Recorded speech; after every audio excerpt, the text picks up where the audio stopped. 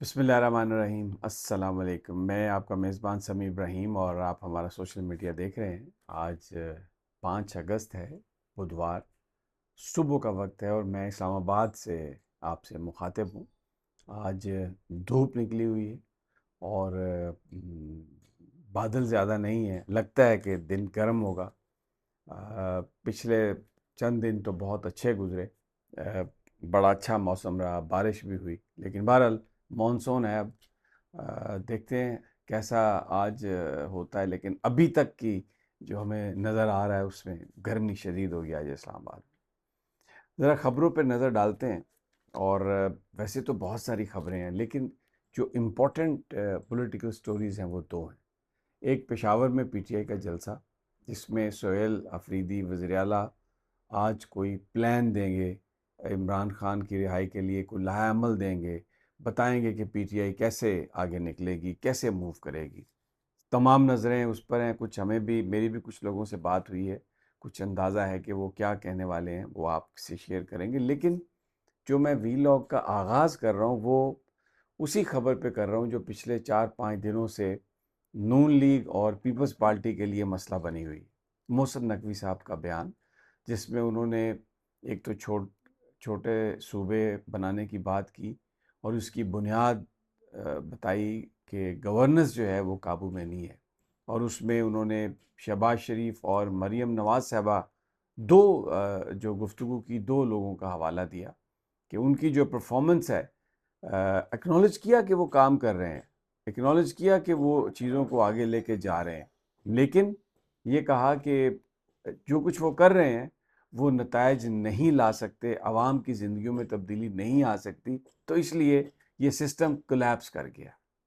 अब इस पर पहले तो एक सांप सूंघ गया था मुस्लिम लीग नून के लोगों को, पीपल्स पार्टी के लोगों को, लेकिन फिर बातचीत करनी शुरू हुई। अब इस वक्त सूरत हाल ये है कि जो प्रो गवर्नमेंट जर्नलिस्ट हैं, कुछ ऐसे जर्नलिस्ट हैं जिनको हम इंडिपेंडेंट कहते हैं, वो भी, लेकिन उनका टिल्ट जो है वो नवाज शरीफ साहब और पीपल्स पार्टी की तरफ है, भले ज़ाती ताल्लुक़ की बुनियाद पर, भले जमहूरियत पसंदी की बुनियाद पर, भले जिस वजह से भी है, मैं इस बहस में नहीं जाता।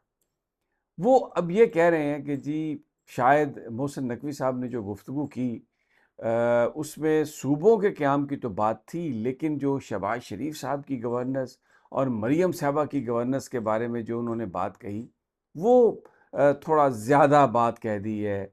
शायद वो नहीं कहनी थी और वो उस स्क्रिप्ट में शामिल नहीं थी। अब ये डैमेज कंट्रोल करने की बात की जा रही है और ये तासुर दिया जा रहा है कि सब अच्छा, रोज़ाना आप देखें, ये ऐसा निज़ाम है, ये ऐसी जमहूरियत है कि इसमें रोज़ाना ये कहा जाता है कि नहीं, नहीं, नहीं, नहीं, नहीं, आर्मी चीफ़ खफ़ा नहीं है, चीफ़ ऑफ डिफेंस खफ़ा नहीं है, ये यानी शहबाज और नवाज़ से खफ़ा नहीं है। सूबों की तो बात है, लेकिन वो शहबाज, नवाज़, मरियम और इन लोगों से खफ़ा नहीं है। और बिल्कुल ठीक है, यानी इनडायरेक्टली ये कह रहे हैं कि उनकी हुकूमत जो है, यानी इनडायरेक्टली ये कन्फेस कर रहे हैं कि उनकी हुकूमत जो है वो किसकी मरून मिन्नत है। अब जो अगली जो कहानी चल रही है, अच्छा इसमें बड़े-बड़े सहाफ़ी भी हैं और वो इसमें जो दे रहे हैं यानी आर्गुमेंट दे रहे हैं, मैं आपको वो बता देता हूँ कि वो आर्गुमेंट क्या है। कि जी मोहसिन नकवी साहब, क्योंकि उनको लाइव बोलने का शायद तजुर्बा नहीं है, काबीना में भी 2-3 दफ़ा आए हैं और कौमी और इसके अलावा वो कौमी असम्बली में भी बहुत कम आते हैं, तो उनको शायद तजुर्बा नहीं है बोलने का, लाइव नहीं बोल सकते, तो इसलिए वो ये बात ज़्यादा कर गए। तो मैं सिर्फ ये बहुत ही एक मुअद्दबाना इल्तमास है कि मोहसिन नकवी साहब एक टीवी चैनल के मालिक हैं, एक नहीं बल्कि 2-3 टीवी चैनल्स के मालिक हैं और फिर इसके अलावा वो उनका जो करियर का आगाज़ था वो सीएनएन के साथ थे, उनके प्रोड्यूसर थे, लेकिन उसकी बाकायदा रिपोर्टिंग करते रहे हैं।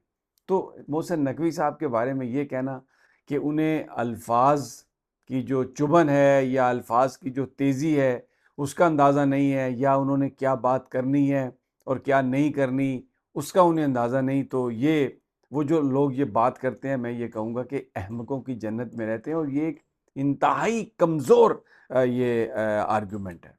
अच्छा, फिर बात यहीं पे ख़त्म नहीं होती। मोहसिन नकवी साहब ने जो बैड गवर्नेंस की बात की और सूबों के क़याम की बात की, उसको DGISPR ने इंडोर्स किया। उन्होंने सवाल सहाफ़ी से पूछ लिया, करने वाले से, कि you think it is good governance? फिर ये भी कहा कि अब आबादी जो है वो 25 करोड़ है, पहले तकरीबन 4 करोड़ थी आबादी, तो क्या इसमें जो है सूबे बनने चाहिए या नहीं बनने चाहिए? लेकिन उन्होंने कहा कि ये सियासतदान इस हवाले से बात करेंगे, तो उन्होंने इसको इंडोर्स किया। और जब गवर्नेंस की बात है तो वज़ीर आज़म की गवर्नेंस की बात है, सबसे बड़े सूबे की जो वज़ीर आला हैं उनकी गवर्नेंस की बात है, तो ये उन्होंने इंडोर्स किया। तो इसलिए ये जो डैमेज कंट्रोल करने वाले साहबान आए हैं और वो ये कह रहे हैं कि जनाब ये बिल्कुल अपने जो स्क्रिप्ट में जो चीज़ें थी वो उससे उन्होंने ज़्यादा कह दी हैं, ये भी गलत है, क्योंकि मोहसिन नकवी साहब ने बाकायदा, उनके पास पॉइंट्स थे, उनके पास पेपर थे जिसको वो देख के पढ़ रहे थे। अच्छा, फिर मुझे ये बताइए कि ये जो रोज़ाना एक वफाकी वज़ीर मोहसिन नकवी साहब की बात की तायद कर रहा है, उसका क्या मतलब है? यानी अलीम खान साहब सूबों की तायद कर चुके, फिर सरदार यूसुफ जो वफाकी वज़ीर मजहबी अमूर, उन्होंने सेनेटर तलहा, जिनका अब ताल्लुक़ पीपल्स पार्टी के साथ है शायद, उनके साथ बैठकर प्रेस कॉन्फ्रेंस की और उन्होंने कहा कि जी बिल्कुल जो मोहसिन नकवी साहब ने बात कही है वो सही है। अच्छा, कल रज़ा हयात हराज साहब, वो भी दिफाई पैदावार के वफाकी वज़ीर हैं, उन्होंने कहा कि जी बिल्कुल ये सूबों की बात मोहसिन नकवी साहब की, मैं उसे इंडोर्स करता हूँ। अब ये शहबाज शरीफ की काबीना के मेंबर हैं और ये कह रहे हैं, ये यानी सरदार यूसुफ हैं, रज़ा हयात हराज हैं, ये नून लीग वाले ये खबरें फीड कर रहे हैं कि नवाज शरीफ ने ये कहा कि मोहसिन नकवी को फारिग करें। ये अंदरूने खाना, ये कुछ सहाफ़ियों को ये खबर फीड की गई है। तो भाई मोहसिन नकवी से तो इस्तीफ़ा बाद में लें आप, जो पहले आपके दूसरे वज़रा जो इसको सपोर्ट कर रहे हैं, आप उनसे बात करें। अब एजाज़ुल हक साहब, ये हुकूमत के साथी हैं और ये कह रहे हैं कि 17 अगस्त को जब ज़ियाउल हक की बरसी है तो उस पर मैं एक बड़ा अनाउंस करूँगा, बढ़िया कि अहम ऐलान होगा, और वो भी सूबों की बात कर रहे हैं। तो ये सारा कुछ जो सिलसिला चला आ रहा है, ये कहाँ है? अच्छा, अब एक और बात पे आ जाए कि जी नवाज शरीफ साहब ने कहा है कि खामोशी इख्तियार करें और इस दफ़ा बम को लात नहीं मारी जाएगी, वो जो एक लतीफ़ा है, और बहुत अच्छे ताल्लुकात हैं। अच्छा, मैं आपको थोड़ा सा पीछे ले जाता हूँ। मियाँ मोहम्मद शरीफ और परवेज़ मुशर्रफ और नवाज शरीफ का दौर था, तो ज़ाहिर है उनका आपस में वो चल रहा था। तो परवेज़ मुशर्रफ को, क्योंकि वो जो सब ट्रिगर इसलिए हुआ था ना कि जब वो श्रीलंका गए थे परवेज़ मुशर्रफ साहब और वापस आ रहे थे तो उनको फायर करके भट्ट साहब को चीफ ऑफ आर्मी स्टाफ बना दिया और ये कहा कि परवेज़ मुशर्रफ का जहाज़ इंडिया की तरफ ले जाओ। वो कहानी सारी आपको पता ही है। उससे चंद दिन पहले मियाँ मोहम्मद शरीफ साहब ने परवेज़ मुशर्रफ साहब और नवाज शरीफ साहब और उनकी मुलाकात करवाई और ये कहा रिपोर्टेडली उसको, नवाज शरीफ को, क्या परवेज़ मुशर्रफ साहब ये आपके बड़े भाई हैं और आपने बिल्कुल इनके साथ काम करना। और फिर वो chief of the army staff थे, उनको chairman joint chief of staff committee भी बना दिया गया था, लेकिन 6-7 दिनों के बाद नवाज शरीफ साहब ने उनको फायर कर दिया। तो ये नवाज शरीफ साहब के अंदर एक ऐसा जरासीम मौजूद है जो बार बार उनको लड़ाई पर आमादा भी करता है। और देखिए, अभी तो वो आए वज़ीर आज़म बनने के लिए थे, वज़ीर आज़म बने नहीं, फिर उन्होंने बेचारों ने वज़ीर आज़म आज़ाद कश्मीर बनने की ख्वाहिश का इजहार कर दिया और उनकी बेटी ने उनको लाहौर की वो जो गलियां और पुराना वो जो स्ट्रक्चर है उसको बहाल करने का जो प्रोजेक्ट है उसका हेड बना दिया। अब ये जो बात है ना कि नवाज शरीफ और ये बिल्कुल सेम पेज, और ये बिल्कुल कुछ भी नहीं है, ये सब फ्रॉड है, झूठ है, ऐसा कुछ नहीं है।